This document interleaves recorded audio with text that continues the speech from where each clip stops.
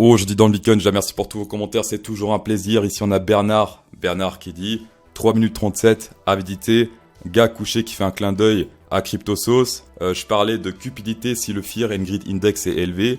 Et lui a corrigé, il a dit non, CryptoSauce c'est avidité, c'est pas cupidité. Tu as totalement raison, Bernard, totalement raison. La cupidité sont par exemple les Occidentaux, des fois ils te proposent des chaussures à plusieurs centaines d'euros. Ces mêmes chaussures des enfants chinois te les fabriquent pour même pas 3 euros, en 3 et 5 euros. Tout ça car les enfants chinois n'ont pas ce vilain défaut qui est la cupidité. Personnellement, ça me fait plaisir de faire des bonnes actions car au fond CryptoSauce c'est un bon. Certains soutiennent Greenpeace, CryptoSauce soutient la jeunesse chinoise. On va commencer par le Bitcoin d'aujourd'hui, il y a deux choses à dire. On est toujours dans ce gros support ici qui a fait office d'énorme support depuis tout ce bull market. On a pété légèrement à la baisse avec une tige, puis hop, réintégration. Qu'est-ce qui se passe en ce moment même? On essaie de le quitter à la baisse, regardez bien ici. Donc si on fait une clôture à la baisse d'ici 1 jour et 15 heures, parce que les bougies d'aujourd'hui se clôturent dans 1 jour et 15 heures. Pour la journée, ça se passe comment? Pour ceux qui veulent checker ça en journée, ça se passe dans 14 heures. Et donc si on clôture en tout, ça se transformerait en résistance, ça serait pas très bon pour la suite. Alors pas très bon pour la suite, c'est un gros mot parce que je pense que depuis ici, on s'est habitué un peu à la sélection naturelle. Et sinon d'aujourd'hui, la divergence n'a pas été validée. Pourquoi? Parce qu'on parle d'une divergence boule. Boule verte, c'est un signe de faiblesse, ça en général c'est pas bon. Ce qu'on veut, c'est divergence confirmée, boule verte et bougie verte ou bleue. Là c'est une bougie rouge, donc malheureusement c'est pas validé. Alors très attention ici, regardez ici le MA du hasard en d'aujourd'hui. Aujourd'hui, ça fait longtemps qu'on l'a pété ici en d'aujourd'hui. Pile poil, regardez, c'est vraiment au millimètre près ici, on rebondit sur ce MA du hasard 666. Bon après, il faut plus que ça pour un changement de tendance, mais ça reste quand même drôle qu'on a pile poil ici rebondi une fois plus sur le 666, le hasard. Au niveau des planctons, je sais pas trop ce qui se passe plus rien en fait. Voilà, depuis quelques jours, c'est toujours pareil. Les planctons achètent, les whales ne font que dalle. Un petit changement ici, c'est cette ordre de vente de 17 millions, 20 millions ici qui s'est barré. Donc là, c'est libre, il n'y a plus de mur ici pour pousser à la baisse. Ici, je vais vous parler de ce graphe plutôt intéressant qui compare Internet à l'époque et le Bitcoin aujourd'hui. Ce graphe date de 2021, janvier 2021, donc ça date de l'année passée, mais ça reste plus ou moins intéressant. Il dit que en 1997-1997, il y a eu autant d'utilisateurs que du Bitcoin en 2021, janvier 2021. Ici, on est à 135 millions. En 1997, on était à 120 millions de Internet users. Est-ce qu'on peut vraiment comparer la bulle Internet et la bulle Bitcoin? C'est un autre débat, ce sont deux choses totalement différentes. Mais en tout cas, lui, il prévoit que d'ici 2025, on sera à 1 milliard d'utilisateurs Bitcoin. Pour l'instant, on doit être vers les 150 millions. Donc ça risque de pump pas mal si ce graphe-là dit vrai. Pourquoi pas comparer ça? En effet, en 1997, personne croyait vraiment à Internet. Aujourd'hui, ça paraît logique, d'accord, mais à cette époque-là, c'était pas vital comme aujourd'hui, parce qu'aujourd'hui, si t'as pas Internet, bah, tu commences à trembler, tu commences à convulser, à trembler, et puis t'as besoin de ta dose.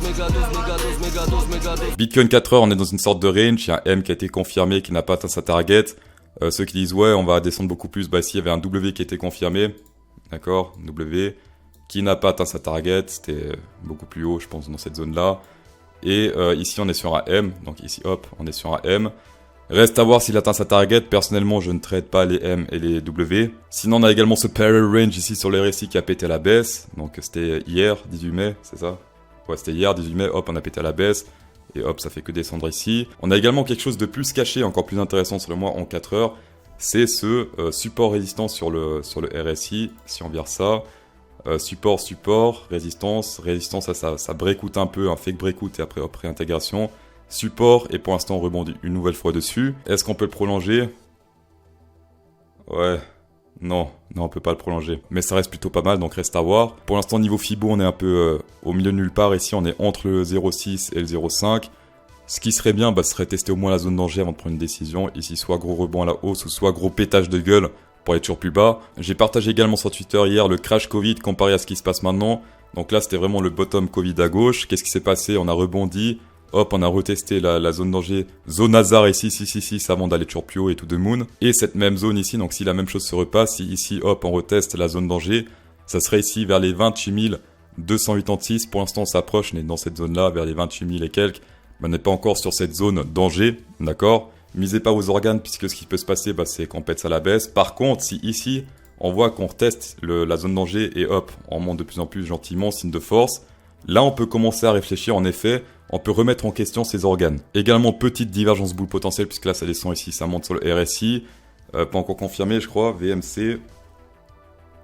Alors, il y a deux moyens de confirmer cette divergence. Ici, ça a été confirmé sur une bougie rouge, donc ça, c'est pas très bon. Sinon, ce qu'on peut faire également, c'est confirmer cette divergence si on pète, si on clôture plutôt au-dessus de la bougie rouge précédente, c'est-à-dire celle-ci, au-dessus des 29 275, la divergence serait confirmée, mais attention tendance baissière, d'accord, très important. Si la tendance est baissière, on privilégie tout ce qui est divergence bear. Là, par exemple, on aurait pu privilégier ici, même le VMC l'a indiqué, divergence bear ici, hop, short et après to the ground. Donc là, si ça remonte, hop, nouvelle divergence bear. Dans ce cas, on privilégie tout ce qui est divergence bear ou divergence bull, tant qu'on est en tendance baissière. Ici, il y a quelque chose de très intéressant et très étrange qui est en train de se passer sur le CVD spot. Puisque là, qu'est-ce qui se passe? Le prix se pète totalement la gueule, mais les spots ne font qu'acheter. Ici, ça fait que monter. Si on prend la flèche elle est où? Ça? Ouais, ça fait que monter. Ah merde. On fait comment pour enlever? Putain, c'est quoi cet indicateur de merde là? Je refais la prise. Ici, ça fait que monter sur les spots. Et les futurs, pour l'instant, eux, ils vendent gentiment. D'accord? Donc, ce qui est intéressant, c'est que les spots, les moyens long terme, ils voient une zone d'accumulation ici, puisqu'ils font qu'accumuler ici pendant que les futurs, eux, ils vendent leur bitcoin. Et en général, quand les spots sont cupis, qui sont avides, pas cupides, c'est plutôt bon signe sur le long terme, enfin, surtout sur le moyen terme. C'est plutôt bon signe sur le moyen, même des fois le long terme. On voit très bien que depuis la TH6, ça se fait que se péter la gueule. On a eu une petite montée ici. Qu'est-ce qui s'est passé sur le spot quand on est monté là?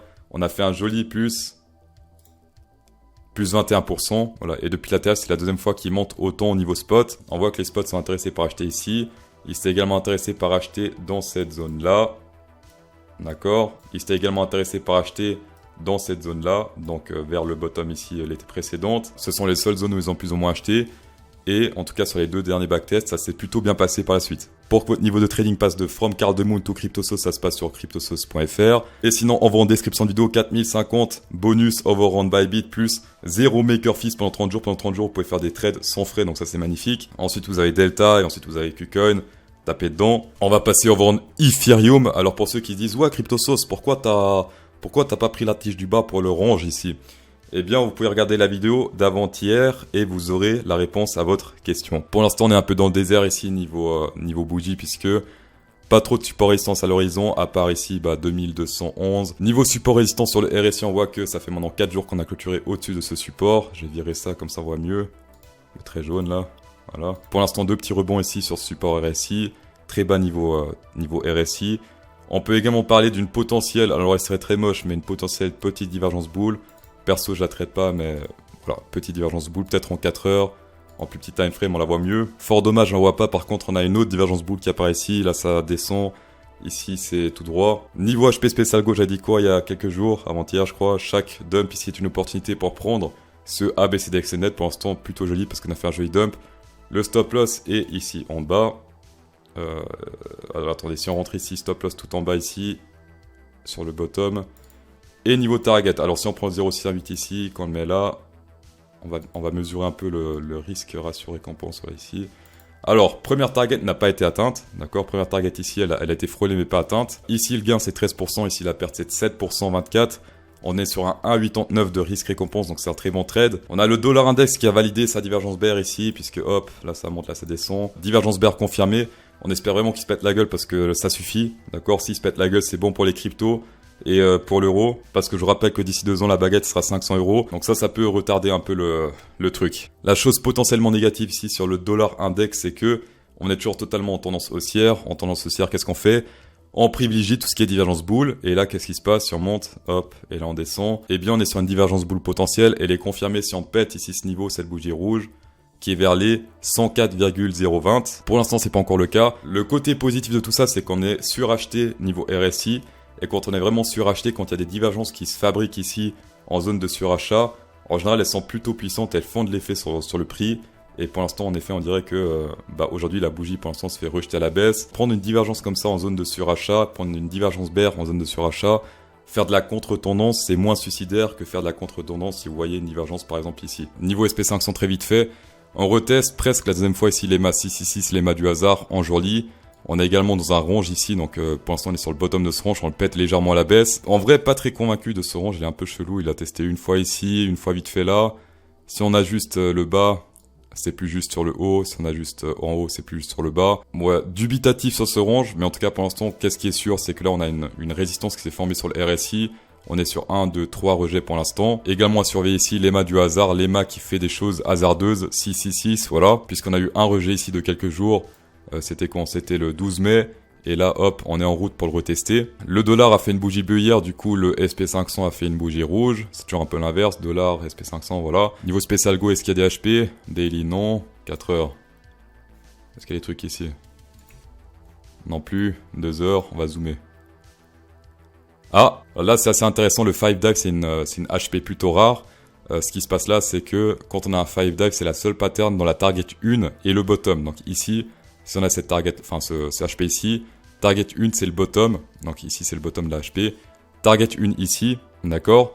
Et je pense qu'ici il a pris le shark, je crois il y a un petit bug ici, il a dû prendre le shark pour la target 3. Mais voilà, 5 dive ici, c'est une HP assez bizarre. Dans la target 1 et le top ou le bottom. Ici c'est bear vu que c'est rouge, donc c'est le bottom. Donc ici vers les 3859. Dans tous les cas, merci d'avoir checké cette vidéo, c'est toujours un plaisir. Spécial go 10% de rabais avec CryptoSauce10, tapez dedans. Insérez un pouce bleu dans cette vidéo pour encore plus de plaisir. Et bonne soirée.